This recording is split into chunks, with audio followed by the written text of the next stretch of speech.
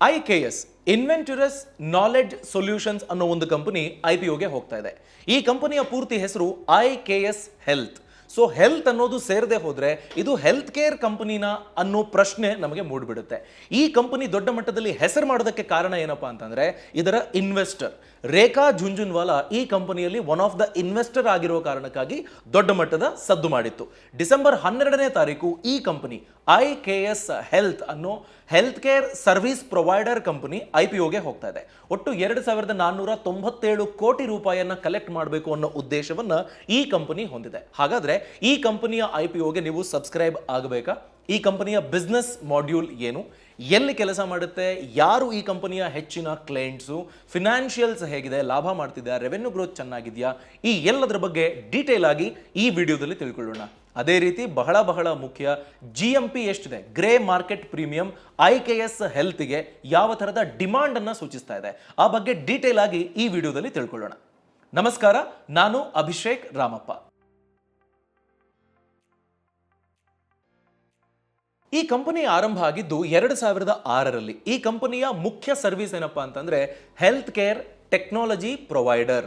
ಅದರ ಅರ್ಥ ಈಗ ಹೆಲ್ತ್ ಕೇರ್ ಕೊಡುವಂಥ ಕಂಪನಿಗಳಿರ್ತವೆ, ಆಸ್ಪತ್ರೆಗಳು, ಕ್ಲಿನಿಕ್ಗಳು, ಈ ಥರದ ಹೆಲ್ತ್ ಕೇರ್ ಫೆಸಿಲಿಟೀಸ್ ಅನ್ನ ಕೊಡುವಂಥ ಕಂಪನಿಗಳಿರ್ತಾವಲ್ವಾ, ಅವರುಗಳಿಗೆ ಅಡ್ಮಿನಿಸ್ಟ್ರೇಟಿವ್, ಕ್ಲಿನಿಕಲ್ ಮತ್ತು ಅದು ಫಂಕ್ಷನ್ ಆಗೋದಕ್ಕೆ ಬೇಕಾಗುವಂಥ ಟೆಕ್ನಾಲಜಿಕಲ್ ಸಪೋರ್ಟ್ ಅನ್ನ ಈ ಕಂಪನಿ ಕೊಡುತ್ತೆ. ಫಾರ್ ಎಕ್ಸಾಂಪಲ್ ಟೆಲಿಮೆಡಿಸಿನ್ ಅನ್ನೋದಿದೆ. ನಿಮಗೆ ಆನ್ಲೈನ್ನಲ್ಲಿ ಅಂದರೆ ನಿಮಗೆ ಇಂಟರ್ನೆಟ್ ಮುಖೇನ ಕನೆಕ್ಟ್ ಆಗುವ ಡಾಕ್ಟರ್ ಮತ್ತು ಪೇಷಂಟ್ ನಡುವೆ ಒಂದು ಸಂಭಾಷಣೆ ಆಗುತ್ತೆ. ಅದಕ್ಕೆ ಬೇಕಾದ ಟೆಕ್ನಾಲಜಿಕಲ್ ಸಪೋರ್ಟನ್ನು ಈ ಕಂಪನಿ ಕೊಡುತ್ತೆ. ಮತ್ತು ಈಗ ರೆವೆನ್ಯೂ ಸೈಕಲ್ ಅಂತ ಇರ್ತವೆ, ಅಥವಾ ಔಟ್ ಪೇಷಂಟ್ ಡಿಪಾರ್ಟ್ಮೆಂಟು ಮತ್ತು ಇನ್ ಪೇಷಂಟು, ಇವರುಗಳ ಡಾಟಾ ಸ್ಟೋರ್ ಮಾಡೋದು, ಡಾಟಾ ಮೇಂಟೈನ್ ಮಾಡೋದು, ಈ ಥರದ ಹೆಲ್ತ್ ಕೇರ್ ಟೆಕ್ನಾಲಜಿಯನ್ನು ಈ ಕಂಪನಿ ಕೊಡ್ತಾ ಬಂದಿದೆ, IKS ಹೆಲ್ತ್ ಅನ್ನೋದು. ಈ ಕಂಪನಿಯ ಬಿಸ್ನೆಸ್ ಓವರ್ ಆಲ್ US ಮಾರ್ಕೆಟ್ನ ಮೇಲೆ ಡಿಪೆಂಡೆಂಟ್ ಆಗಿದೆ. ಅಂದ್ರೆ ಈ ಕಂಪನಿ 800 ಕ್ಲೈಂಟ್ಗಳಿಗೆ ಸರ್ವಿಸ್ ಅನ್ನ ಕೊಡ್ತಾ ಇದ್ರೆ ಆ 800ರ ಪೈಕಿ ಆಲ್ಮೋಸ್ಟ್ 730 ವರೆಗಿನ ಕ್ಲೈಂಟ್ಗಳು US ಬೇಸ್ಡ್ ಕ್ಲೈಂಟ್ಗಳಾಗಿದ್ದಾರೆ. ಭಾರತದ ಕಂಪನಿ, ಬಟ್ ಹೆಚ್ಚಿನ ಸರ್ವಿಸ್ ಅನ್ನ ಕೊಡ್ತಾ ಇರೋದು US ಮಾರ್ಕೆಟ್ಗೆ ಅನ್ನೋದನ್ನ ನಾವಿಲ್ಲಿ ಗಮನಿಸಬೇಕು. ಈಗ ನಾವು IPO ಡೀಟೇಲ್ಸ್ ಅನ್ನ ಗಮನಿಸೋಣ. ಡಿಸೆಂಬರ್ 12ನೇ ತಾರೀಕು ಆರಂಭ ಆಗುತ್ತೆ ಸಬ್ಸ್ಕ್ರಿಪ್ಷನ್ಗೆ, ಡಿಸೆಂಬರ್ 16ನೇ ತಾರೀಕಿನವರೆಗೆ ಓಪನ್ ಇರುತ್ತೆ. ಒಟ್ಟು 2497.92 ಕೋಟಿ ಅಂದ್ರೆ 2497 ಕೋಟಿ 92 ಲಕ್ಷ ರೂಪಾಯಿಯಷ್ಟು ಆಫರ್ ಫಾರ್ ಸೇಲ್ ಅನ್ನ ಈ ಕಂಪನಿ ಮಾಡೋದಕ್ಕೆ ಮುಂದಾಗ್ತಾ ಇದೆ. ಅದರ ಅರ್ಥ ಈ 2,500 ಕೋಟಿ ಏನಿದೆ ಇದು ಕಂಪನಿಯ ಪಾಕೆಟ್ಗೆ ಬಂದು ಬಿಸ್ನೆಸ್ ಅನ್ನ ಡೆವಲಪ್ ಮಾಡೋದಕ್ಕಲ್ಲ, ಪ್ರಮೋಟರ್ಸ್ ಯಾರಿದ್ದಾರೆ ಅವರಿಗೆ ಈ ಹಣ ಹೋಗುತ್ತೆ ಅನ್ನೋದನ್ನ ನಾವಿಲ್ಲಿ ಅರ್ಥ ಮಾಡ್ಕೊಳ್ಬೇಕು. ಪ್ರೈಸ್ ಬ್ಯಾಂಡ್ ಅಂತ ನೋಡ್ಕೊಂಡ್ರೆ 1265 ರೂಪಾಯಿಯಿಂದ 1329 ರೂಪಾಯಿವರೆಗಿನ ಪ್ರೈಸ್ ರೇಂಜ್ ಇದೆ. ಒಂದು ಲಾಟ್ ನೀವು ಖರೀದಿ ಮಾಡಿದ್ರೆ 11 ಶೇರ್ಗಳು ನಿಮ್ಮ ಡಿಮ್ಯಾಟ್ ಅಕೌಂಟ್ಗೆ ಕ್ರೆಡಿಟ್ ಆಗುತ್ತೆ, ಇಫ್ ನಿಮಗೆ ಅಲಾಟ್ಮೆಂಟ್ ಆದ್ರೆ. ಈಗ ನಾವು ಈ ಕಂಪನಿಯ ಬಿಸ್ನೆಸ್ ಮಾಡೆಲ್ ಬಗ್ಗೆ ಅರ್ಥ ಮಾಡ್ಕೊಳ್ಳೋಣ. ನಾನು ಆಗ್ಲೇ ಹೇಳ್ತಾ ಇದ್ದೆ, ಇವರು ಹೆಲ್ತ್ ಸರ್ವಿಸ್ ಅನ್ನ ಕೊಡೋದಿಲ್ಲ, ಹೆಲ್ತ್ ಕೇರ್ ಸರ್ವಿಸ್ ಪ್ರೊವೈಡರ್ಗೆ ಟೆಕ್ನಾಲಜಿ ಸಪೋರ್ಟ್ ಅನ್ನ ಇವರು ಕೊಡ್ತಾರೆ. ಇದರಲ್ಲಿ 3 ವಿಧಗಳಿದ್ದಾವೆ. ಮೊದಲನೇದು ರೆವೆನ್ಯೂ ಸೈಕಲ್ ಮ್ಯಾನೇಜ್ಮೆಂಟ್, ಅಂದ್ರೆ ಟೈಮ್ಲಿ ಪೇಮೆಂಟ್ ಆಗಬೇಕು. ಅದೇ ರೀತಿಯಲ್ಲಿ ಬಿಲ್ಲಿಂಗ್ ಪ್ರಾಸೆಸ್ಗೆ ಬೇಕಾಗಿರುವ ಟೆಕ್ನಾಲಜಿಕಲ್ ಇಂಟಿಗ್ರೇಷನ್ ಅನ್ನ ಹೆಲ್ತ್ ಕೇರ್ ಪ್ರೊವೈಡರ್ ಕಂಪನಿಗಳಿಗೆ ಇವರು ಕೊಡ್ತಾರೆ. ಅದೇ ರೀತಿ ಕ್ಲಿನಿಕಲ್ ಸರ್ವಿಸಸ್. ಯಾವ ತರದ ಕ್ಲಿನಿಕಲ್ ಸರ್ವಿಸಸ್ ಅಂದ್ರೆ ಟೆಲಿ ಹೆಲ್ತ್ ಮತ್ತು ರಿಮೋಟ್ ಪೇಷಂಟ್ ಮಾನಿಟರಿಂಗ್ ಅಂತ. ಅಂದ್ರೆ ನಿಮಗೆ ಆಸ್ಪತ್ರೆನಲ್ಲಿದ್ದಾಗ ಪೇಷಂಟ್ ಮಾನಿಟರಿಂಗ್ ಬೇರೆ, ಒಂದು ವೇಳೆ ಅವರು ಮನೆಗೆ ಹೋದ ನಂತರದಲ್ಲಿ ಏನೋ ಸಮಸ್ಯೆ ಆಯ್ತಪ್ಪ, ಅಂಥ ಟೈಮ್ನಲ್ಲಿ ಏನೋ ಒಂದು ಸರ್ವಿಸ್ ಅನ್ನ ಆಸ್ಪತ್ರೆ ಪ್ರಾಮಿಸ್ ಮಾಡಿರುತ್ತೆ, ಆ ಸರ್ವಿಸ್ ಅನ್ನ ಕೊಡೋದಕ್ಕೆ ಬೇಕಾಗಿರುವ ಟೆಕ್ನಾಲಜಿಕಲ್ ಸಪೋರ್ಟ್ ಅನ್ನ ಈ ಕಂಪನಿ ಕೊಡುತ್ತೆ. ಮಿಕ್ಕಂತೆ ಆಪರೇಷನಲ್ ಸರ್ವಿಸಸ್ ಅಂದ್ರೆ ಅಡ್ಮಿನಿಸ್ಟ್ರೇಟಿವ್ ಎಫಿಷಿಯನ್ಸಿ ಬರೋದಕ್ಕೆ ಬೇಕಾಗಿರುವಂಥ ಟೆಕ್ನಾಲಜಿಕಲ್ ಸಪೋರ್ಟ್, ಆ ಇಂಟಿಗ್ರೇಷನ್ ಅನ್ನ ಈ ಕಂಪನಿ ಕೊಡ್ತಾ ಬರ್ತಾ ಇದೆ. ಹೆಲ್ತ್ ಕೇರ್ ಪ್ರೊವೈಡರ್ಸ್ ಇರ್ತಾರೆ, ಅವರ ಕಂಪನಿ ಚೆನ್ನಾಗಿ ಕೆಲಸ ಮಾಡಬೇಕು, ಬಿಲ್ಲಿಂಗ್ ಕರೆಕ್ಟಾಗಿ ಆಗಬೇಕು, ಪೇಷಂಟ್ಗಳಿಗೆ ಟೆಲಿ ಮೆಡಿಸಿನ್ ಮತ್ತು ರಿಮೋಟ್ ಮಾನಿಟರಿಂಗ್ ಆಗಬೇಕು, ಇದೆಲ್ಲದಕ್ಕೂ ಟೆಕ್ನಾಲಜಿ ಬೇಕು. ಆ ಟೆಕ್ನಾಲಜಿಯನ್ನು ಕೊಡುವಂಥದ್ದು IKS ಹೆಲ್ತ್ ನ ಪ್ರಮುಖ ಬಿಸ್ನೆಸ್ ಮಾಡೆಲ್. ಈ ಮುಂಚೆನೂ ಹೇಳಿದೆ, ಇವರ ಮೇನ್ ಕ್ಲೈಂಟ್ ಬೇಸು US. ಇದು ಒಂದು ರೀತಿ ಅಡ್ವಾಂಟೇಜ್ ಕೂಡ ಹೌದು, ಇದು ಒಂದು ರೀತಿ ಡಿಸ್ಅಡ್ವಾಂಟೇಜ್ ಕೂಡ ಹೌದು. ಯಾಕೆ ಅಂತಂದ್ರೆ ನಿಮಗೆ ಯುರೋಪಿಯನ್ ಮಾರ್ಕೆಟ್, ಅಮೆರಿಕನ್ ಮಾರ್ಕೆಟ್ ಎಲ್ಲ ನೋಡ್ಕೊಂಡ್ರೆ ಹೆಲ್ತ್ಗೆ ತುಂಬಾ ದೊಡ್ಡ ಪ್ರಾಶಸ್ತ್ಯವನ್ನ ಕೊಡ್ತಾ ಇದ್ದಾರೆ. ಅವರ GDPಯ ತಕ್ಕ ಮಟ್ಟಿಗಿನ ಅಂದ್ರೆ ತೀರಾ ಡಿಸೆಂಟ್ ನಂಬರ್ ಅಷ್ಟು ಅಮೌಂಟ್ ಅನ್ನ ಅವರು ಡೆಡಿಕೇಟ್ ಮಾಡ್ತಾ ಇದ್ದಾರೆ. ಸೊ ಹೀಗಾಗಿ ಹೆಲ್ತ್ ಕೇರ್ ಸರ್ವಿಸ್ ಪ್ರೊವೈಡರ್ಗೆ ಅಯ್ಯೋ ಬಿಸ್ನೆಸ್ ಇಲ್ಲಪ್ಪ ಅನ್ನೋ ತರದ ಪ್ರಾಬ್ಲಮ್ ಇಲ್ಲ. ಬಟ್ ಅಷ್ಟೇ ಸ್ಟ್ರಿಕ್ಟ್ ರೆಗ್ಯುಲೇಷನ್ಸ್ಗಳು ಇರ್ತವೆ, ರೂಲ್ಸ್ಗಳು ಬಹಳ ಸ್ಟ್ರಿಕ್ಟ್ ಇರುತ್ತೆ. ಆ ರೂಲ್ಸ್ಗಳನ್ನು ನೀವು ಫಾಲೋ ಮಾಡಿಲ್ಲ ಅಂತಂದ್ರೆ ದೊಡ್ಡ ಮಟ್ಟದ ಪ್ರಾಬ್ಲಮ್ ಎದುರಾಗಬಹುದು. ಸೊ ಈ ರೀತಿ ಅಡ್ವಾಂಟೇಜು ಮತ್ತೆ ಡಿಸ್ಅಡ್ವಾಂಟೇಜ್ ಎರಡೂ ಸಹ ಯು ಎಸ್ ಮಾರ್ಕೆಟ್ ಎಕ್ಸ್ಪೋಜರ್ ಹೆಚ್ಚಿರೋದು ಈ ಕಂಪನಿಗೆ ಅಂತ ನಾವಿಲ್ಲಿ ಗಮನಿಸಬೇಕು. ಈಗ ನಾವು ಈ ಕಂಪನಿಯ ಫಿನಾನ್ಷಿಯಲ್ ಪರ್ಫಾರ್ಮೆನ್ಸ್ ಅನ್ನು ನೋಡೋಣ. 2022, 23, 24 ಈ 3 ವರ್ಷಗಳನ್ನ ಕಂಪೇರ್ ಮಾಡಿದಾಗ ರೆವೆನ್ಯೂ, ಪ್ರಾಫಿಟ್ ಆಫ್ಟರ್ ಟ್ಯಾಕ್ಸು, ಅದೇ ರೀತಿ ಅರ್ನಿಂಗ್ಸ್ ಪರ್ ಶೇರು, ಎಬಿಡ್ಡಾ ಮಾರ್ಜಿನ್ ಇದೆಲ್ಲ ಹೇಗಿದೆ ಅದನ್ನ ಗಮನಿಸೋಣ. ರೆವೆನ್ಯೂ ಅಂತ ನೋಡಿಕೊಂಡ್ರೆ 2022ರಲ್ಲಿ 784 ಕೋಟಿ ಇದ್ದಿದ್ದು 23ಕ್ಕೆ 1060 ಕೋಟಿಯನ್ನು ದಾಟಿತು. ಆ ಬಳಿಕ 2024ರ ಹೊತ್ತಿಗೆ 1857 ಕೋಟಿಗೆ ಈ ಕಂಪನಿಯ ರೆವೆನ್ಯೂ ಅನ್ನೋದು ಗ್ರೋತ್ ಆಯಿತು. ಅಸೆಟ್ಸ್ ಅಂತ ನೋಡಿಕೊಂಡ್ರೆ 787 ಕೋಟಿ ಇದ್ದಿದ್ದು 23ಕ್ಕೆ 988 ಕೋಟಿ ಆಯಿತು. 2024ಕ್ಕೆ ಒಂದು ಸಡನ್ ಜಂಪ್ ಕಾಣೋದಕ್ಕೆ ಸಿಗುತ್ತೆ. 3027 ಕೋಟಿ ರೂಪಾಯಿ ಆಗೋಯ್ತು. 988 ಕೋಟಿ ಇದ್ದಿದ್ದು. ಯಾಕೆ ಇಷ್ಟು ದೊಡ್ಡ ಶಿಫ್ಟ್ ಅನ್ನೋದ್ರ ಬಗ್ಗೆ ಇನ್ನು ಸ್ವಲ್ಪ ಹೊತ್ತಲ್ಲೇ ನಾನು ಹೇಳ್ತೀನಿ. ಪ್ರಾಫಿಟ್ ಆಫ್ಟರ್ ಟ್ಯಾಕ್ಸ್ ಎಷ್ಟಿದೆ? 2022ರಲ್ಲಿ 232 ಕೋಟಿ. 2021ಕ್ಕೂ 22ಕ್ಕೂ ನೋಡಿಕೊಂಡ್ರೆ 30%ಗಿಂತ ಹೆಚ್ಚು ಪ್ರಾಫಿಟ್ ಆಫ್ಟರ್ ಟ್ಯಾಕ್ಸ್ ಗ್ರೋತ್ ಆಯಿತು ಅನ್ನೋದು ಈ ಕಂಪನಿಯ ಹೆಗ್ಗಳಿಕೆ ಅನ್ನಬಹುದು. 2023ಕ್ಕೆ 305 ಕೋಟಿ ಪ್ರಾಫಿಟ್ ಆಫ್ಟರ್ ಟ್ಯಾಕ್ಸ್ ಇತ್ತು. 22ರಲ್ಲಿ ಇದ್ದಿದ್ದು 232 ಕೋಟಿ. 2024ರಲ್ಲಿ 370 ಕೋಟಿಗೆ ಬೆಳಕೊಳ್ತು profit after tax. Net worth ಅಂತ ನೋಡಿಕೊಂಡ್ರೆ 22ರಲ್ಲಿ 647 ಕೋಟಿ ಇದ್ದಿದ್ದು 23ಕ್ಕೆ 828 ಕೋಟಿ ಆಯಿತು. 24ಕ್ಕೆ 1157 ಕೋಟಿಗೆ ಬೆಳಕೊಳ್ತು. ಈಗ ಟೋಟಲ್ ಬಾರೋವಿಂಗ್ ಅನ್ನೋದಿದೆಯಲ್ಲ, ಸಾಲ ಎಷ್ಟು ಮಾಡಿದ್ದಾರೆ ಇದು ನೋಡಿ.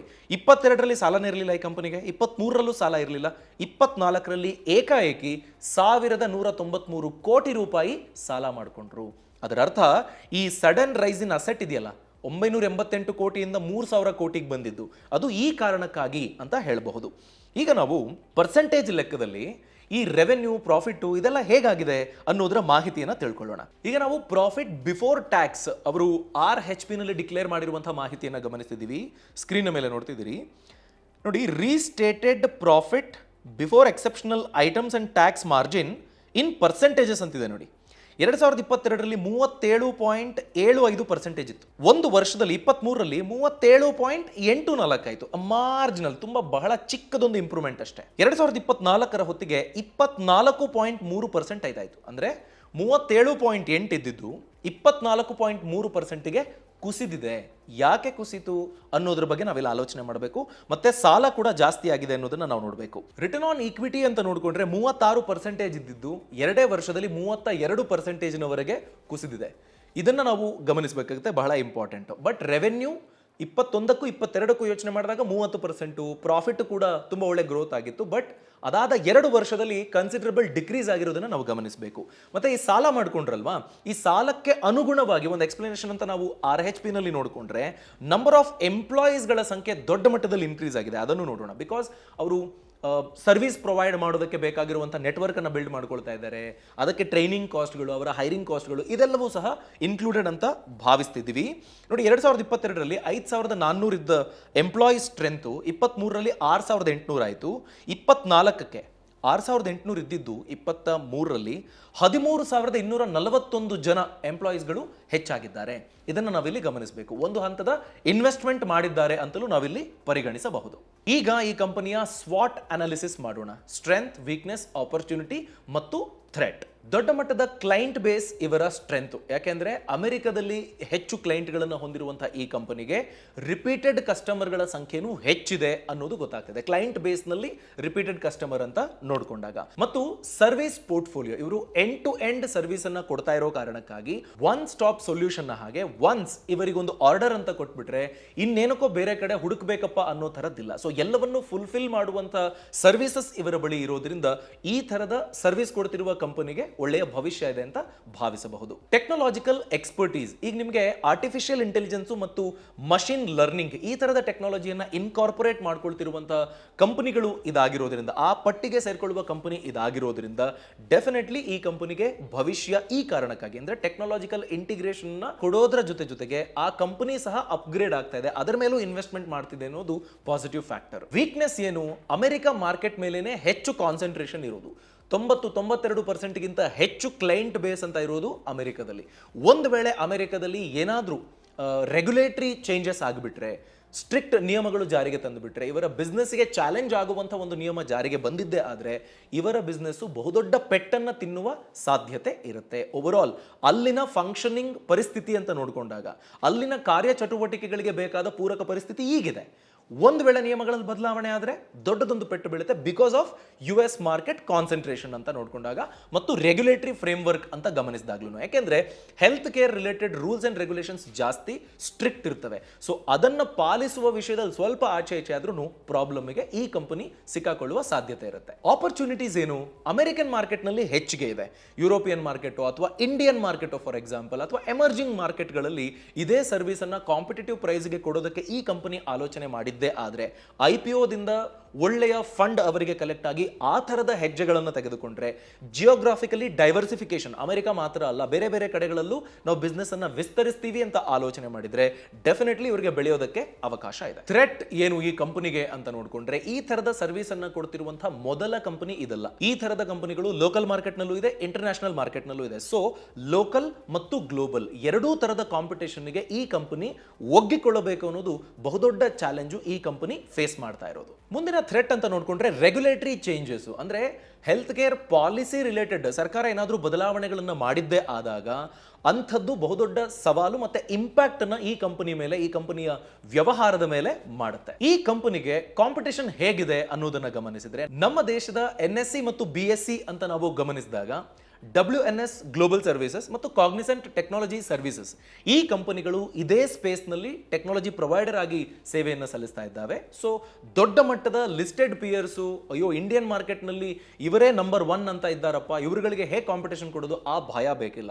ಬಿಕಾಸ್ ಇಲ್ಲಿ ಲಿಸ್ಟ್ ಆಗ್ತಾ ಇರುವ ಕಂಪನಿ ಇಲ್ಲಿನ ಮೂಲದ ಕಂಪನಿ ಆದ್ರೂ US ಮಾರ್ಕೆಟ್ ಅನ್ನ ಟಾರ್ಗೆಟ್ ಮಾಡ್ತಾ ಇದೆ. ಸೊ ಆ ಥರದ ಗ್ಲೋಬಲ್ ಕಾಂಪಿಟೇಷನ್ ಅನ್ನ ಹೊರತುಪಡಿಸಿ ನೋಡಿದಾಗ ಭಾರತದಲ್ಲಿ ಈ ಎರಡು ಕಂಪನಿಗಳು ಈಗಾಗಲೇ ಕಾಂಪಿಟೇಟಿವ್ ಸ್ಪೇಸ್ ನಲ್ಲಿ ಇದ್ದಾವೆ. ವ್ಯಾಲ್ಯೂಯೇಷನ್ ಮೆಟ್ರಿಕ್ಸ್ ಹೇಗಿದೆ ಅನ್ನೋದನ್ನ ನೋಡೋಣ. ಅದರ ಅರ್ಥ ಇದರ ಅರ್ನಿಂಗ್ಸ್ ಪರ್ ಶೇರ್ ಹೇಗಿದೆ, P ರೇಷಿಯೋ ಹೇಗಿದೆ ಅನ್ನೋದನ್ನ ಗಮನಿಸೋಣ. ಅರ್ನಿಂಗ್ಸ್ ಪರ್ ಶೇರ್ EPS ಅಂತ ನೋಡಿಕೊಂಡ್ರೆ 22 ಇದೆ. ಮಾರ್ಚ್ 2024 ಅಂತ ನೋಡಿಕೊಂಡಾಗ 22 ರೂಪಾಯಿ ಪ್ರತಿ ಶೇರಿಗೆ ಈ ಕಂಪನಿ ದುಡಿದು ಕೊಡ್ತಾ ಇದೆ ಇಲ್ಲಿವರೆಗಿನ ಟ್ರ್ಯಾಕ್ ರೆಕಾರ್ಡ್ ಅಂತ ನೋಡಿಕೊಂಡ್ರೆ. ಈ ಕಂಪನಿಯ PE ರೇಷಿಯೋ ಅಂತ ನೋಡಿದ್ರೆ 61.55 ಇದೆ. ಅಲ್ಲಿಗೆ ಈ ಕಂಪನಿ ದುಡಿದು ಕೊಡೋ ಪ್ರತಿ ರೂಪಾಯಿಗೆ 61 ರೂಪಾಯಿ ಪೇ ಮಾಡೋದಕ್ಕೆ ಮಾರ್ಕೆಟ್ ರೆಡಿ ಇದೆ. ಅಷ್ಟರ ಮಟ್ಟಿಗೆ ಒಂದು ಪಾಸಿಟಿವ್ ಔಟ್ಲುಕ್ ಈ ಕಂಪನಿಯ ಬಿಸ್ನೆಸ್ ನ ಮೇಲೆ, ಇದರ ಗ್ರೋತ್ ಪ್ರಾಸ್ಪೆಕ್ಟಸ್ ನ ಮೇಲೆ ಇನ್ವೆಸ್ಟರ್ಗೆ ಇದೆ ಅನ್ನೋದು ತೋರಿಸ್ತಾ ಇದೆ. 22 ರೂಪಾಯಿ earnings per share, PE ratio 61.55 ನಲ್ಲಿ ಈ ಕಂಪನಿ ಇಲ್ಲಿವರೆಗೆ ಬಿಸ್ನೆಸ್ ಅನ್ನು ಮಾಡ್ಕೊಂಡು ಟ್ರೇಡ್ ಆಗ್ತಾ ಬಂದಿದೆ. ಹಾಗಾದ್ರೆ ಗ್ರೇ ಮಾರ್ಕೆಟ್ ಪ್ರೀಮಿಯಂ ಹೇಗಿದೆ ಈ ಕಂಪನಿಗೆ ಅದನ್ನ ಈಗ ತಿಳ್ಕೊಳ್ಳೋಣ.